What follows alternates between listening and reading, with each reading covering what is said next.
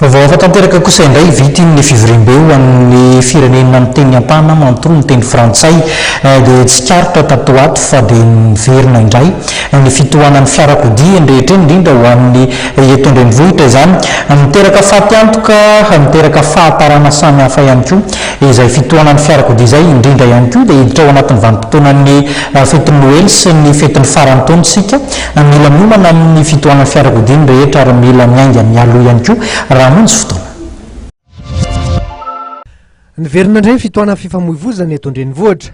Lasibatra izany ireo lalana eto afovoan-tanàna toy Ananosy, Analakely, Sorano, Antanimena. Eny, amin'iny lalana Ivandry sy Analamahitsy iny ihany koa. Araka ny fitaranana voaray tamin'ireo mpampiasa arabe dia miteraka fasairanana betsaka izany.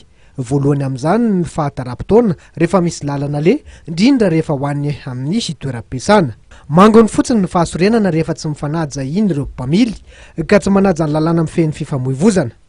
Ho an'ny mpamily fiarakaretsaka dia miteraka fahatyantoka betsaka ny fitohanan'ny fifamoivoizana. Ny embouteillage tena betsaka. Manao ny fiantraikany amin'ny asa? Hita fa efa etrehany io. Mety hoe mitombo ve ny course ohatr'izany misy vao mainka ary miena. Ny client aloha amin'izao tsy manao zay tsy manamora ny client. Dépense solika hoe miaka midiny eo fa eto amin'le kojakoja amin'ny fiara mihitsy ny tena mavesatra. Araka ny tsikaritra ireo mpamily dia ny ena anisan'ireo mpitandro ny filaminana mandrindra ny fifamoivoizana eto andrenivohitra tsy sahala amin'ny hita amin'ny fandraisana ny fivoriam-beny firenena amin'ny teny frantsay. Eo ihany koa ny fahabetsahan'ireo fiara mivezivezy kanefa ny fotodrafitrasitra tsy maharaka. Manampitrotraka ny fahoriana izy ireo ihany koa nefa ny fahatongavan'ny orana.